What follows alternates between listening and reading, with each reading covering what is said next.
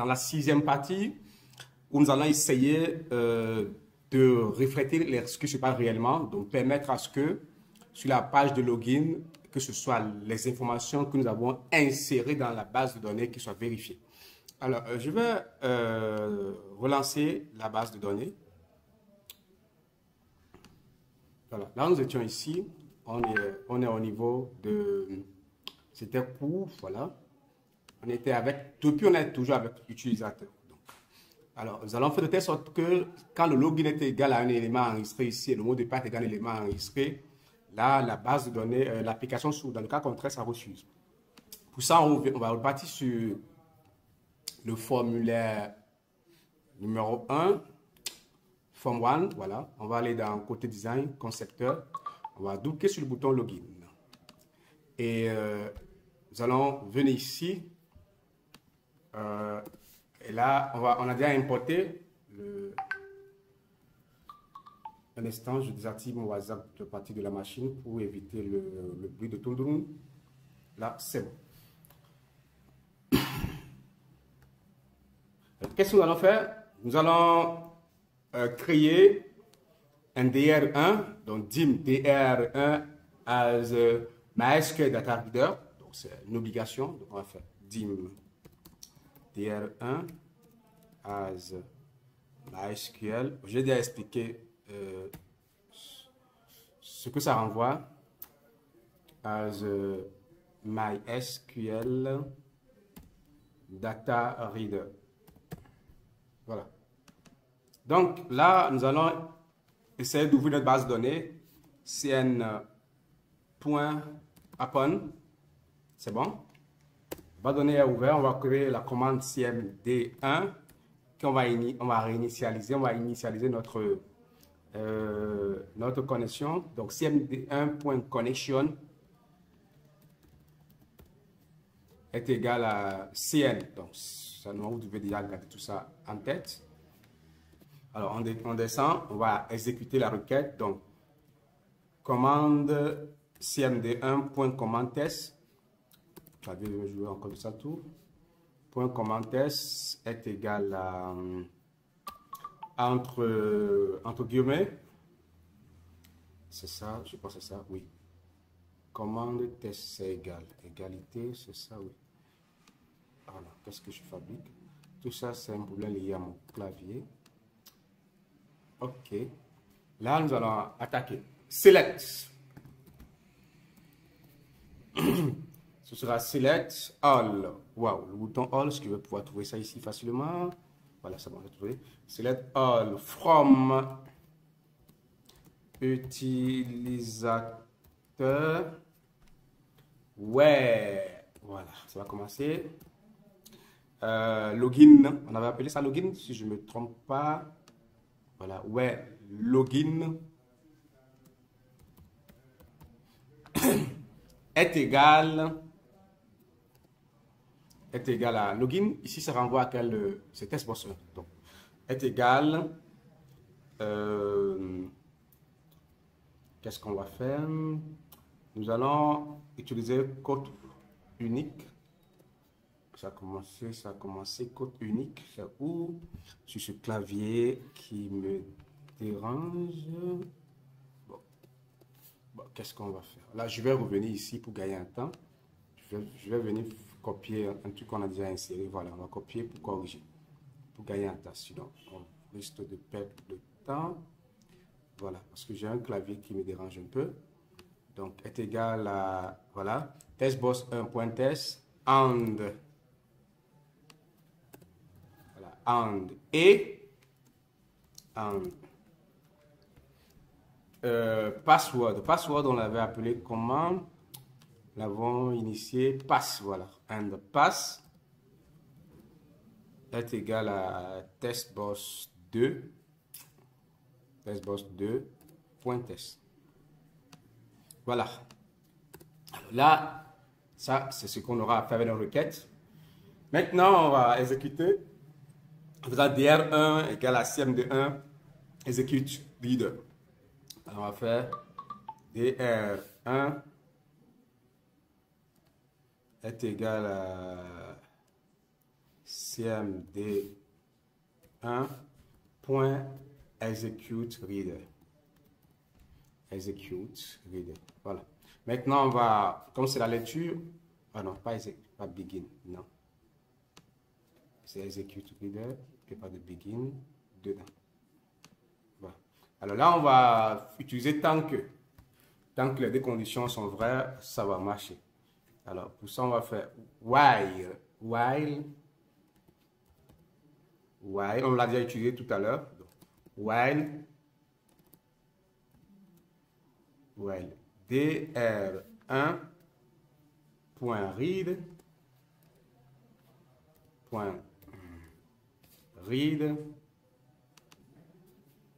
je vais créer deux labels, faire des comparaisons. Je vais créer deux labels ici.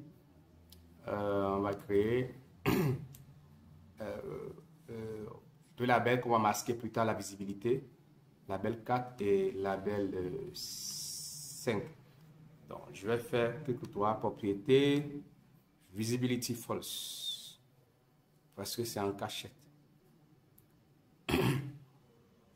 Visibility, est-ce que c'est par ordre alphabétique?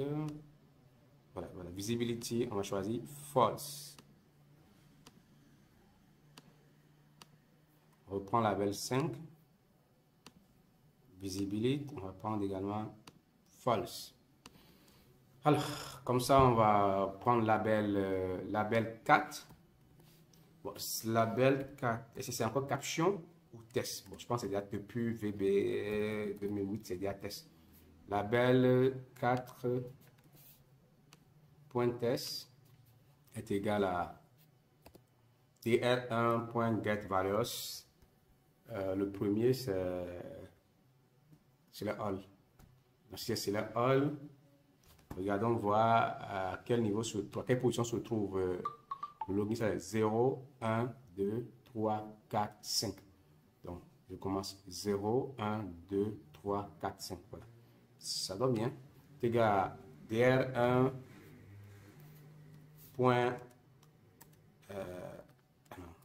point getValues 4. Get valeur sans S, je pense, oui. En parenthèse 4. Et puis, on va faire copier-coller pour modifier avec label 5. Label 5, lui, à son tour, va donner DR5. Voilà. Alors là, c'est bon. On a fait la vérification. On a récupéré la donnée. Maintenant, on va dire if. Voilà. If test boss 1 point test est égal à la valeur de label 4.test. Voilà.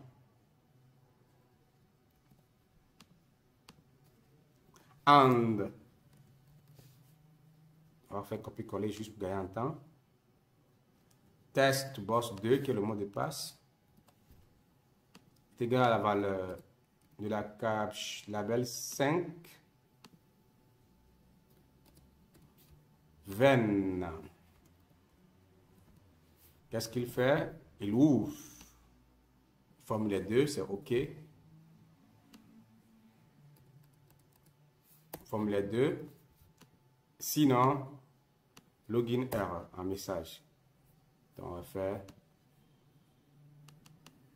ls msgboss. Je vais faire copier-coller, gagner un temps pour ne pas perdre de temps. Voilà ça, msgboss, on va dire login error. Vous pouvez aller plus loin pour dire ce qui a été erroné, si c'est le mot de passe qui a été erroné, ou si c'est le password, si c'est les deux. Bon, moi, je n'ai pas le temps, on va mettre login error. C'est tout. J'espère qu'il y a vécu utilisateur. OK. Bon, là, on va tester.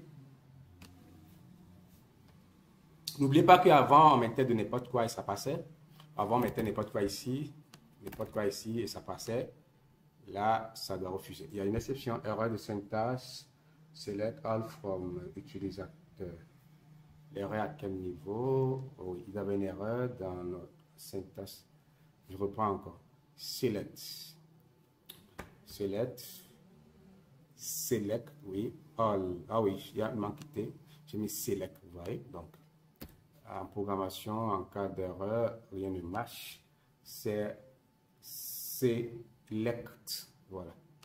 On va repartir, de toutes les façons, s'il y a l'erreur, on va trouver, login, erreur. Vous avez vu?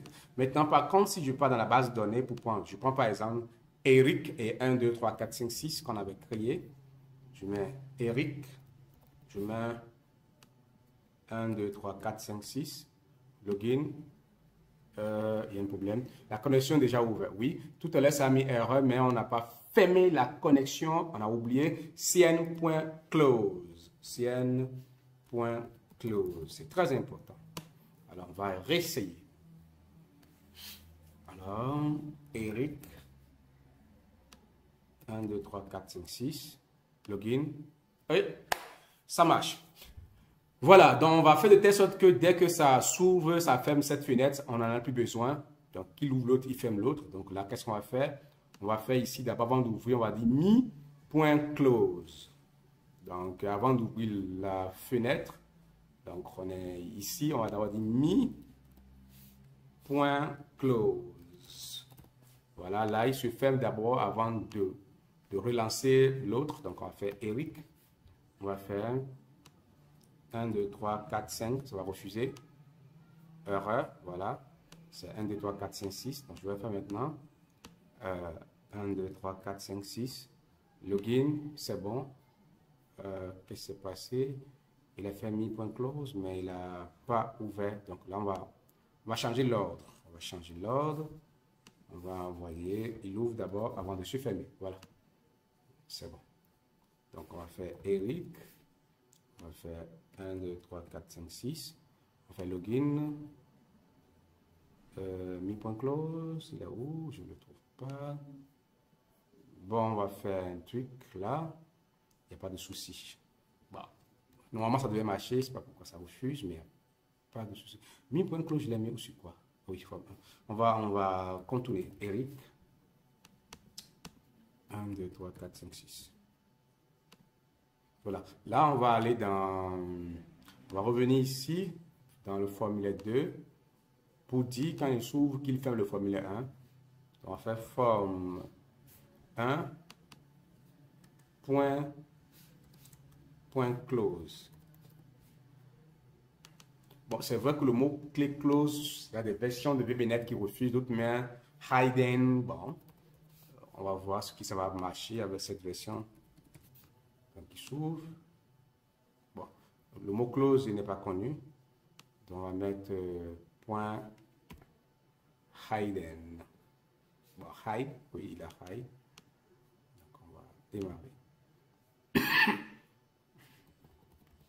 Il y en a tellement, hein, il y a visibility false, donc login. Voilà, c'est bon. Donc hide, ça va. Donc il ferme l'autre. Alors, donc nous allons continuer toujours avec cette partie. On va aller jusqu'à 20 minutes. Donc là, qu'est-ce qu'on va faire? On va attaquer l'enregistrement des courriers. C'est très important. Là, on va voir comment scanner un fichier directement dans VBNet. Pour ça, on va créer un projet, ajouter un formulaire, Windows Form, bon, on peut laisser Form 4, il n'y a pas de souci. Là, on va mettre le numéro de notre courrier. Donc, je vais prendre les labels rapidement pour qu'on gagne un temps. On va mettre label là. Bon, je vais me faire copier-coller, hein, parce que ça permet de gagner un temps. Là, je prends directement le label. Il y a ici le numéro de notre courrier qui sera automatiquement incrémenté. Donc, il y a le numéro. Après ça, il y a type de courrier. Type de courrier. Après ça, la date d'arrivée. Dans la date. Après la date, on aura statut. Statut. Après statut, on a Réponse. Bon, est-ce qu'on a besoin de la réponse ici? Non, on n'a pas besoin de la réponse. On peut remplacer date, on peut remplacer par émetteur, on peut remplacer statut par émetteur. On n'a pas besoin de ça ici. Émetteur. Après émetteur, ça veut dire qui est venu avec le courrier. Alors on aura raison. Réponse sera la raison. Et ici, on aura le courrier.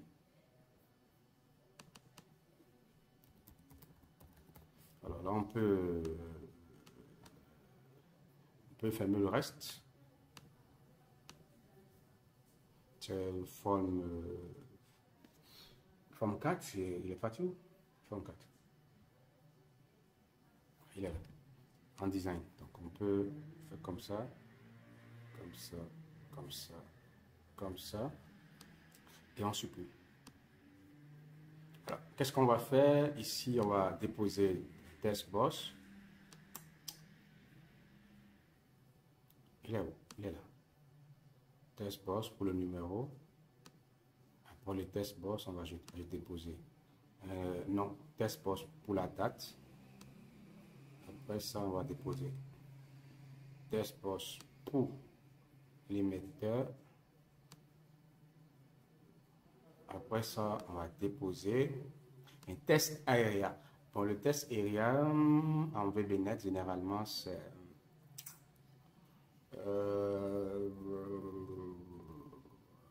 bon, on va utiliser un test boss, mais particulier, on va agrandir plus tard pour la raison. Je pense qu'il y a un outil qui est destiné à ça.